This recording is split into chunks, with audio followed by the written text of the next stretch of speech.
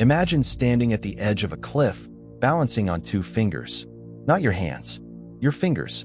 The wind is cutting through you. Your body is completely still. Your mind, even stiller. You have been training for this moment since you were 5 years old. You have eaten the same plain rice every morning for 20 years. You have broken iron bars with your skull, driven nails through solid wood with your bare palm, and slept on a wooden plank in a stone room with no heat in the dead of winter. This is not a story from a movie. This is the life of a Shaolin monk. And today, we are going inside that world. The real one, not the Hollywood version, not the video game.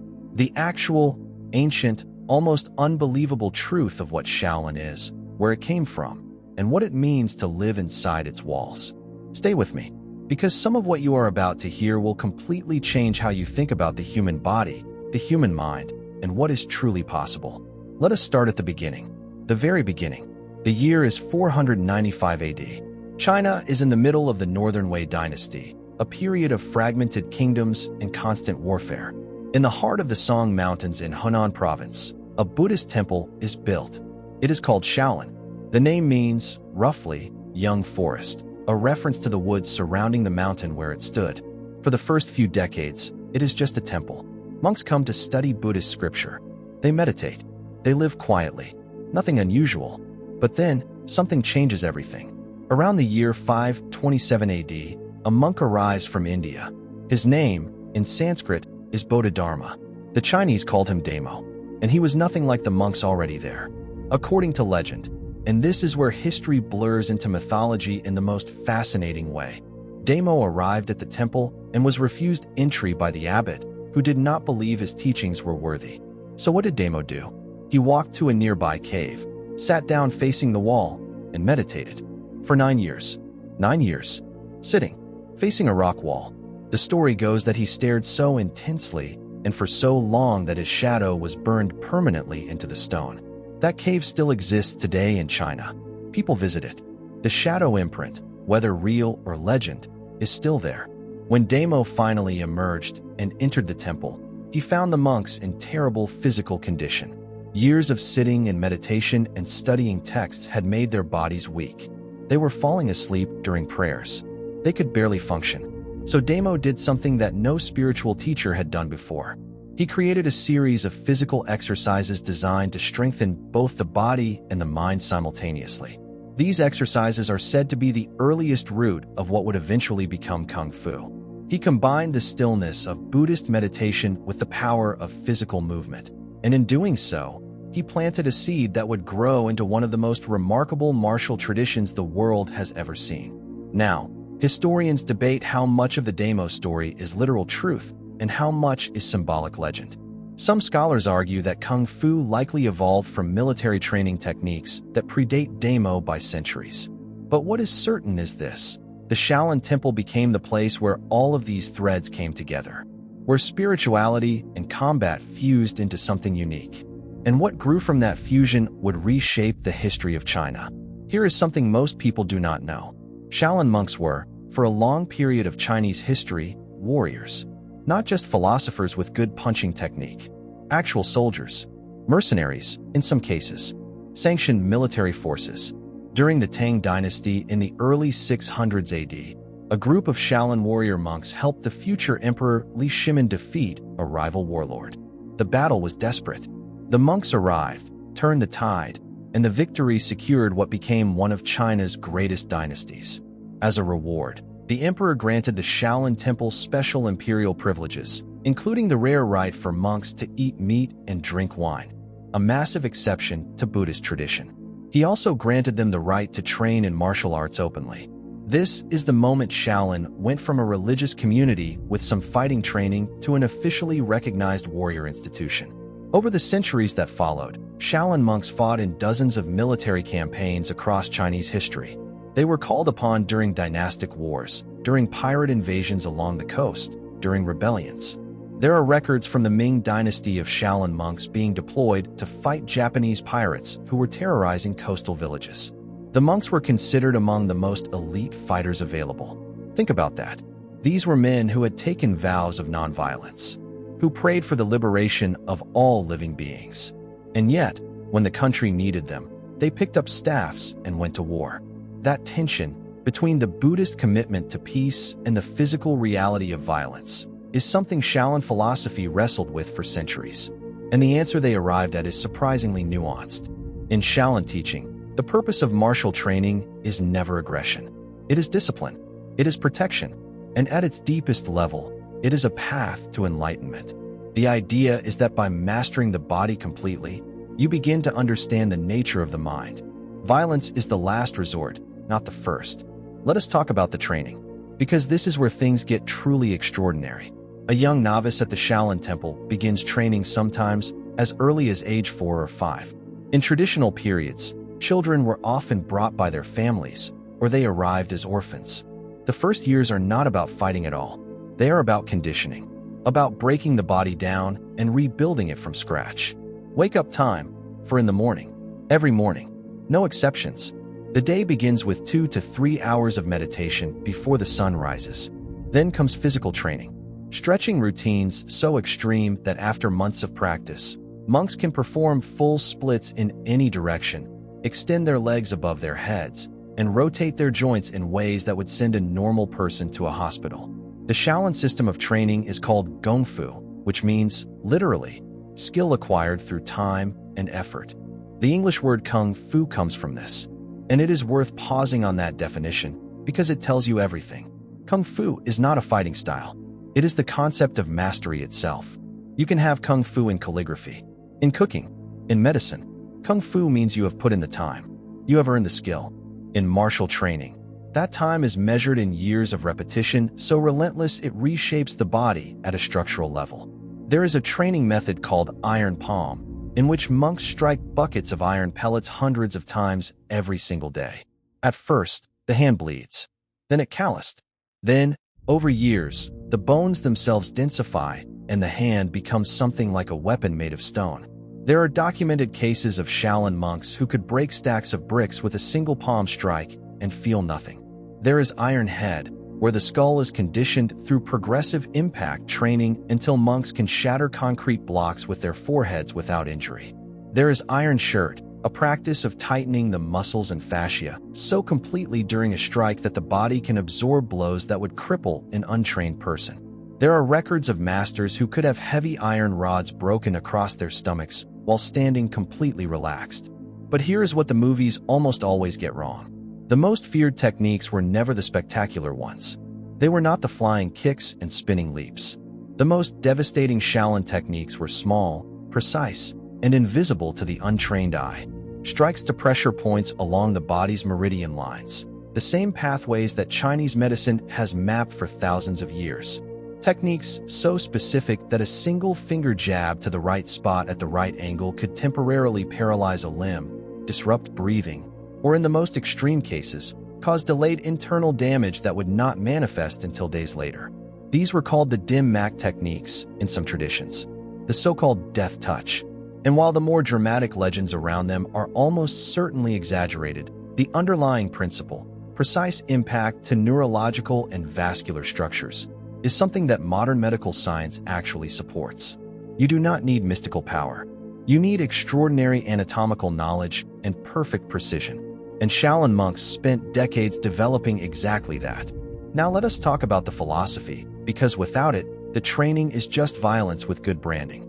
Shaolin Buddhism is a branch of Chan Buddhism, known in Japan as Zen. And at the heart of Chan teaching is a radical idea.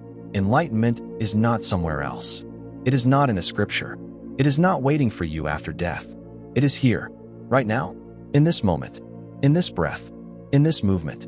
This is why Shaolin monks train the way they do. Every practice, whether it is kata forms, meditation, chanting, or standing on one finger, is a form of presence.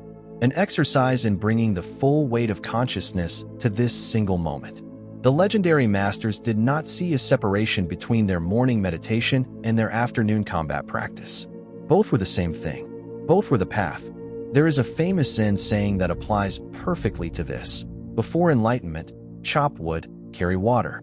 After enlightenment, chop wood, carry water. The point is that the actions do not change. The awareness does. This philosophy produced something remarkable in Shaolin warriors. The best fighters were not the angriest or most aggressive. They were the calmest. In Chinese martial tradition, this state is called Wu Wei, effortless action, the ability to respond to any situation without resistance, without panic, without thought interrupting movement. Like water, which does not fight the rock but flows around it, and, given enough time, cuts right through it. The training methods designed to reach this state are extraordinary in their patience. There is a meditation practice called Zhan Zhuang, or standing post, where the practitioner stands completely still in a low horse riding stance for progressively longer periods. Beginners manage 5 minutes before their legs are shaking. Advanced practitioners stand for hours. The goal is to reach a state where the boundary between effort and non-effort dissolves, where the stance holds itself. Masters have described this state as feeling like the body is no longer solid, like the self has dissolved into the surrounding air. Not as metaphor, as literal sensory experience. Modern neuroscience has begun studying these states through the lens of altered proprioception and focused attention, and what it is finding suggests these ancient practitioners were accessing genuine altered states of consciousness through physical practice. Now, let us talk about a darker chapter, one that almost erased Shaolin from existence. In 1644, the Ming dynasty collapsed and the Qing dynasty rose to power. The Qing rulers were Manchu, not Han Chinese, and they viewed the Shaolin Temple with deep suspicion. Here was an institution with centuries of military tradition, deep loyalty to the Han people, and a network of trained fighters spread across China. It was, from the perspective of the new rulers, a threat. What happened next is the subject of enormous historical debate, mixed with layers of legend. But the core facts are this. At some point during the early to mid-Qing period, Shaolin Temple was attacked. There are accounts of imperial soldiers burning it to the ground, of monks being slaughtered, of a small group of survivors fleeing into southern China, carrying the teachings with them. 5 of those survivors, in the most famous version of the legend, became the founding figures of 5 new martial arts schools spread across the South. One tradition holds that these 5 monks also established the secret societies known as the Triads, originally not criminal organizations, but resistance movements dedicated to overthrowing Qing rule and restoring the Ming dynasty. The revolutionary oath, overthrow the Qing, restore the Ming, echoes through Chinese martial arts and secret society history for the next 200 years. Whether every detail of this story is historically accurate is debated. What is not debated is that the Shaolin legacy scattered and transformed during the Qing period. Styles like Wing Chun, which would later be passed to Yip Man, who would pass it to Bruce Lee, carry traces of this diaspora. The original Hunan Temple was eventually rebuilt, and it continued to survive, with periods of activity and suppression through the chaos of the 20th century, including the Cultural Revolution of the 1960s, when Mao's Red Guards ransacked temples across China and forced monks to flee or renounce their vows.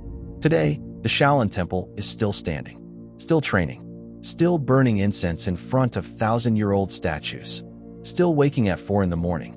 But the modern world has changed what Shaolin means in ways that are fascinating and, to some, troubling. The temple today is partly a UNESCO heritage site, partly a tourist destination, and partly a genuine monastic community.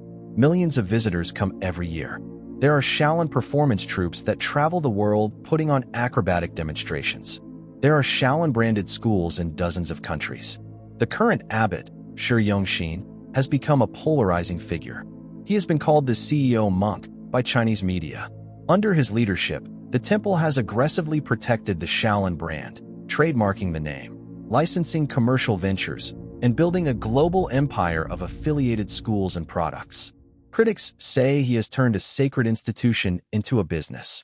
Supporters say he has ensured Shaolin's survival and spread its teachings to a new global generation.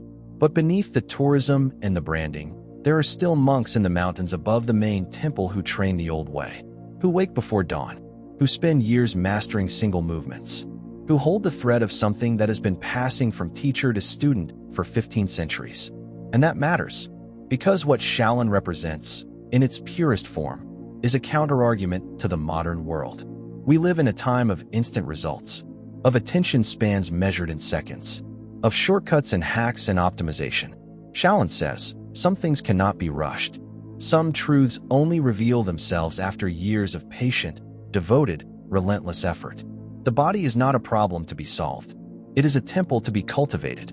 And the mind, that flickering, distracted thing we all carry around, is capable of depths of stillness and power that most of us have never begun to imagine. The legends of Shaolin masters are extraordinary. There is the story of Bodhidharma's disciple who cut off his own arm to prove his sincerity as a student. There are accounts of masters who could allegedly project internal energy, called qi, and knock opponents down without physical contact. These are the claims that modern skeptics laugh at. And fair enough. Extraordinary claims require extraordinary evidence. But here is what is worth considering.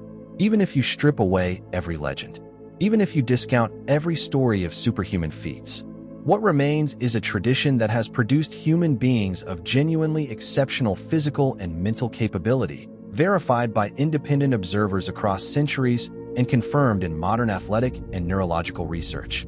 The conditioning methods work. The meditation practices work. The philosophy of treating every moment of practice as a sacred act, that works. The lesson of Shaolin is not that you should believe in magic. The lesson is that the boundary of human potential is much, much further than most of us have ever tested. There is one final story I want to leave you with. There was a famous Shaolin master named Hai Deng who lived through the chaos of 20th century China.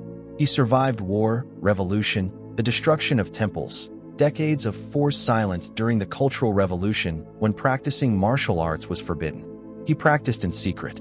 He kept the tradition alive in his body, in hidden moments, refusing to let it die.